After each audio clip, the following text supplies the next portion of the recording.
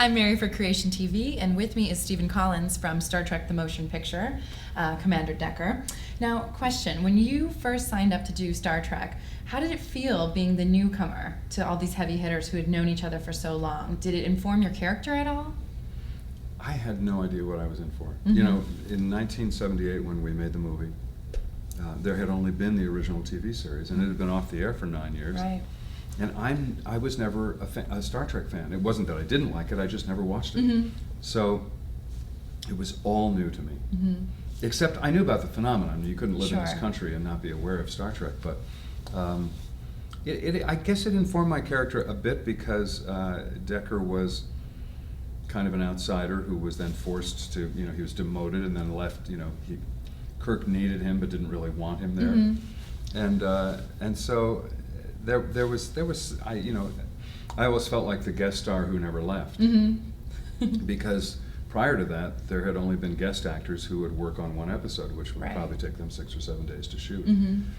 So every week when I came back, I always felt like they were looking at me like, why are you still What are you here? still doing here? But it did kind of work for the Mm-hmm. character, yeah. Let's talk a little bit about the style of the movie. It was very different from the original series. Were you surprised when you came on board and it had such a different kind of look from the series? And the costumes, of course. Yeah, one of the things, of course, they were trying very hard, and in some ways I felt they were trying too hard to differentiate it from the series. Yeah. I kept saying to them, why don't you Embrace it, maybe. Yeah, don't take this so seriously. Mhm. You know, and this went right to down to the title. Mhm. And I was talking about this in my Q&A today, that I tried unsuccessfully to talk Jeff Katzenberg, who was then the executive in charge of production for Paramount. He's a young guy and starting out. He's very smart and serious. And I said, Jeff, nobody calls movies motion pictures except studio executives and agents. Yeah. The movie-going public doesn't say, let's go to a motion picture. Right. They just it seems sort of pretentious to me. And he said, well, we have to make it very different from television, which is free. And, you know, that we have to make this special. And I guess I thought, I wish they had tried a little less hard to make it special. I think, and I think they discovered that in the next movies. Right. They relaxed it. They gave it a little more of a sense of humor and made it a little more like the series had been. I think was smart. What did it feel like to immediately get demoted by Captain Kirk? Well, it was all perfectly there in the scene that we had together. Yeah. You know, it's funny, I auditioned with that scene. So, Cool. But you know, Bill was Bill remains in all these years that I've now been in the business, 'cause he's still one of the funniest people on a set that I've ever encountered. And you know, it was, I love the fact, and to this day I particularly love getting to say I actually was captain of the Enterprise. Right. Maybe for only 20 minutes of screen time, but I But you was were. captain of the Enterprise. Yeah. Yeah. That's excellent. Now, do you feel like in the end you actually got the girl? Even though you had a kind of... Well, I got the girl, plus I merged with the girl. You know, it was really, it was interesting. That was part of the attraction of the part, was that we got to, you know, evolve at the end of the movie. And I've always hoped we could evolve into, you know, something that would, you know, I could come back as anything. You never know. Hear that, J.J. Abrams? So, Catherine Hicks has done Star Trek. Yeah. Did she ever warn you how these conventions went down when you guys were working on Seventh Heaven? You know, we always had this sort of joking arm wrestle about who was in the better movie, and I actually concede to her that I think her movie is better. I think it's more successful as a movie. The Star Trek: The Motion Picture had a big reach, and it didn't really get there. But it was very promising. It had a lot of great things about it, but I think it fell short of the mark. Whereas I think her movie was light and loose and fun and knew what it was and succeeded at that.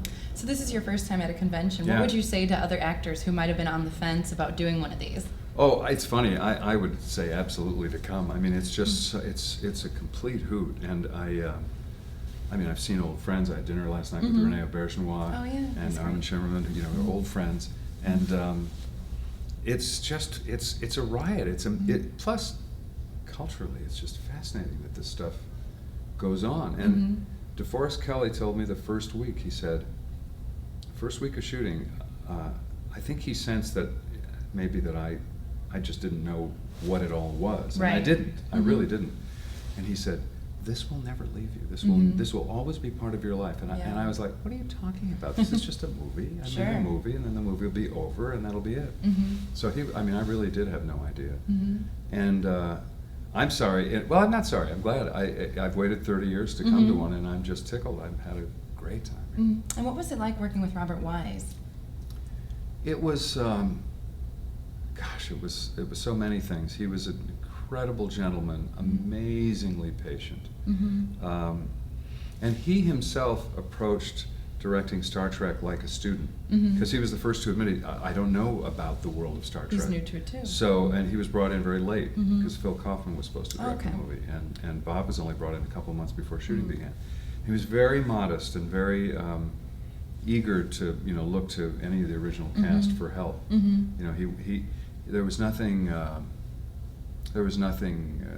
puffed up or bossy about Bob. He was just very, very, very easygoing, and you'd never guess that this was a guy who had directed 2 Academy Award-winning movies. Yeah.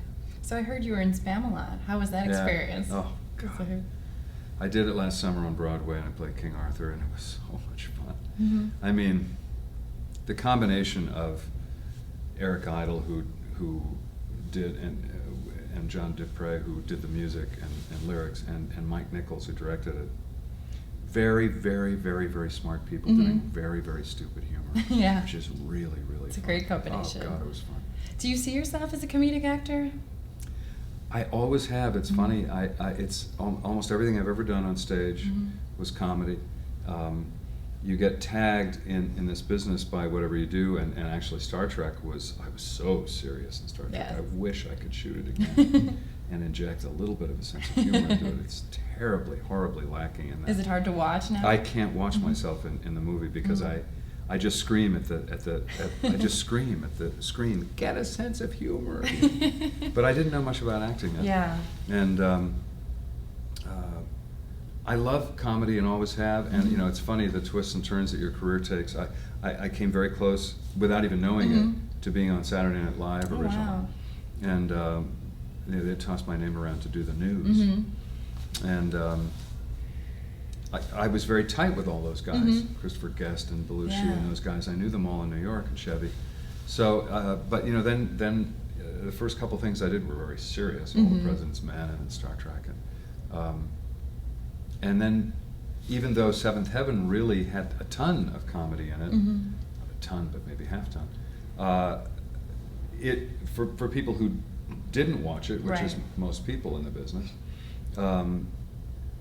They just think it was this super serious thing about a minister, and it must have been very, very, very serious and very, very religious. So you get tagged. I can't complain of it. I mean, I've had a wonderful career, but there's nothing like doing comedy, particularly on stage. Do you like to improvise too? I love to improvise. I started my career in Improv, a little improv troupe, and I haven't gotten to do much. There were a couple moments in Spamalot every night which we improvised, just a couple of moments. And I've done a couple of episodes of It's Always Sunny in Philadelphia, and the guys let me do whatever I want on that, which is really fun. That's cool. Yeah, I love it. If you're working with the right people, it's great. Yeah. And then what about you have a band with Seventh Heaven guys? Yeah. It's called the Seventh Band. It's called the Seventh Band because you kind of moonlight with them. Do shows. We do a couple shows a year, and we play benefits and stuff. And these musicians that I play with are the guys who did the music score. Oh, okay. They were the session musicians, but in their other lives, they are these stupendously great rock and roll musicians. Lawrence Juber, who played lead guitar with Wings for 2 years, and Jim Cox, my keyboard guy, who tours with Lyle Lovett every year, and Mark Knopfler, and anyone records with Pink, and anybody who can get him gets Jim Cox, because he's one of those magical guys. So for some reason, they enjoy doing this kind of garage band thing that we do, and it's cover songs. It's just cover songs, just songs designed to make you get up and dance. Well, excellent. This has been so much fun chatting with you. My pleasure, Mary. Wait a minute. I'm Stephen Collins. I got it. It came to me. And you're watching Creation TV.